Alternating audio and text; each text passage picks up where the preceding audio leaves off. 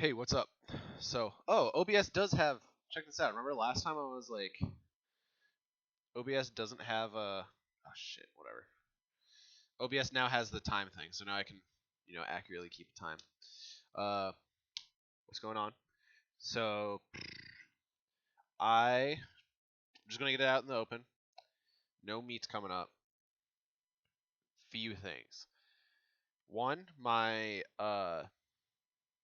I missed Saturday. I was sick on Friday, so I had to move the Thursday session that I originally had to move to Friday to Saturday. But Saturday, my girlfriend's dad surprised us with indoor skydiving tickets, and so I couldn't go Sunday either. So I just completely missed that day. Sucks, but in my opinion, all the exercises are worth it. But in like, I feel like I only really missed, I feel like I only really missed, the RPE deadlift and like, some tempo bench. Uh, not knocking the program or anything because it's brought me gains so far. Uh, the next thing was I was going to sign up for my meet and my Chipotle account got hacked, and so my bank canceled my credit card again. So I have to wait for my credit card to come in tomorrow or Friday. They said about take about 7 to 10 days, so it'd probably be like Friday earliest, next Wednesday at latest. But I have until the 24th. They said they're only taking 24 powerlifters, but every single time I've gone to a meet with Raw, they've had like a hard cap. They've said they had a hard cap, but I always show up and like people just walk in off the street and do like a 1 rep max, and then I don't even know where they go. It's crazy. It's like pretty unorganized. Um, I know I don't have to do this, but I don't really want to make you watch me set stuff up. I want to put the training footage in the description. That's what YouTubers do. Description. Uh, so let's just talk about training. So one really cool thing is I feel like I've been doing all right in training recently. My weight is actually down into the lower weight class. I weighed in this morning at 220.6, so I could definitely make it into the 220 weight class, which would be really nice if I hit my weights that I hit at 240 at 220. They feel about the same, if not lighter, except for squat. Squat is now my problem child. As you can see, I have from bench B in week 40 all the way up until today, bench B. So 3 straight days or whatever. All the days that I have filled out. So bench deadlift, squat bench, bench deadlift. Um, sorry, phone went off. I'm gonna flip that over. Um, so the problem with squat. So let's get the other stuff out of the way and we'll come back to squat actually. So bench going fine. Um, I feel like with shoulders, I'm finally like as my shoulders are getting a little stronger, I can start like pulling the bar down with my lats more. It doesn't feel like shoulders are carrying a lot of weight, so maybe my shoulders were just weak. Same thought about my biceps as well. My shoulder and biceps I've kind of neglected since we've like started working together. I've also been neglecting my biceps for a while. It was one of those things where it's like, oh, it's a vanity muscle. It's only for bodybuilders. Like biceps don't bench press, biceps don't deadlift, biceps don't squat. Like I don't need it. Like it was just like a really dumb mindset that I had. Probably because all my friends are bodybuilders. But this is me looking for a spot right now. Oh, by the way, mouth guard, worth it on squat, worth it on deadlift, worth it on um shoulder press too. Not as much worth it on bench. I don't really think it really helps. I don't notice a difference. Anyway, the deadlift's going fine. Um there's just a little bit of carryover problem from squat, and this is a perfect transition to me talking about squat. So my problem right now with squat is I I kind of am torn about how my body is supposed to move. So you might have to see like the rest of my room over to the right here because this is like literally the left wall. See, um, but one of the things that really confuses me is about squat is that my you know, for so long I was like squat is keep a rigid torso and then squat down into it and then push up with your legs, just keeping your torso pretty much in the same position. But ever since I started trying to work with using my hips to pull my squat down, it feels really weird. Like there's a disconnect in my brain between, extending my upper back into the bar, you know, like so pushing up into the bar and also pulling myself down at the same time. So like I feel like I can only really do one or the other. And I think it might be because of I don't know why. I don't know. I don't really know why. A lot of the times, even in life, when I like say that I know things, I don't really know things. I kind of just like give my best learned guess. You'd be surprised if you add even in like the slightest bit of like technical information, how much people will believe you, even if you only have like an inkling of an idea like close to it. But anyway, so that's one problem is there's like a disconnect in my body. It's like how do I push up into the bar while also pulling myself down? And the third problem with squat is keeping my torso rigid. It's not really that big of a problem because I can just brute force, lower weights like 315 and stuff like that to be able to open my diaphragm or wherever the hell I'm breathing into to breathe into my belt, and I'm able to get that. Whereas with heavier weights, I'm really relying on the fact that I'm like literally squeezing the possible space of my like gut out with the belt. So like on higher weight squats, the only reason I really feel like my body is staying together is because of the belt, which I don't think is necessarily that healthy. I also felt like my 512 squat, while it is pretty strong for what I've done, um, I still feel that it wasn't possibly like one of the best attempts I ever took.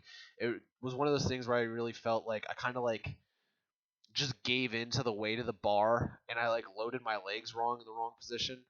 Um, and it caused problems with my knees.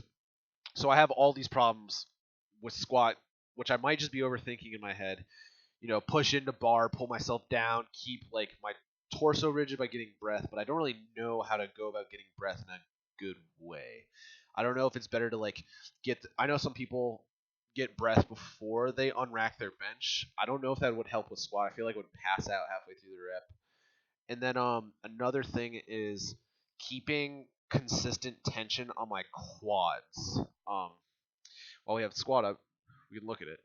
But having a tension on my quads is another thing. It's like sometimes I feel like I really, really extend or push my knees to a point of almost like getting uncomfortable later that night or the next day of just like a strong like a kind of a sharp pain, probably about like a 3 right below the kneecap and then all the way down my shin. Kind of feels like a shin splint. So this is we can. I know I wasn't going to do this, but with my training footage, I was just going to kind of talk over it. But since I'm talking about my problem with squat, I kind of want to look at it.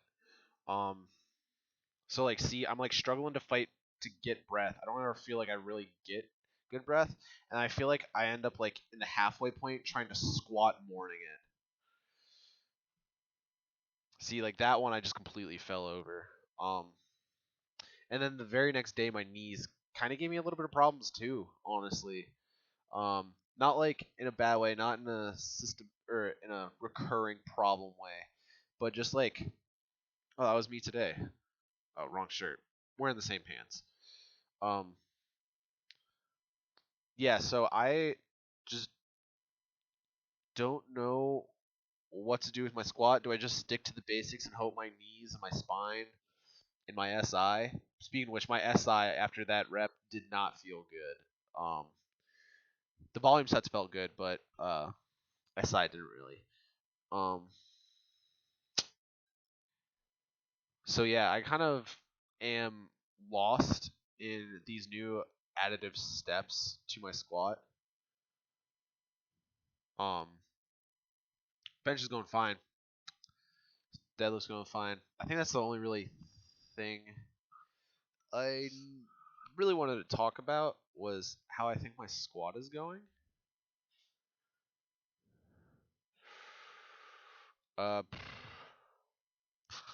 455 deadlift. This is the last thing in the video. I'm kind of just gonna let it run. Thinking about other things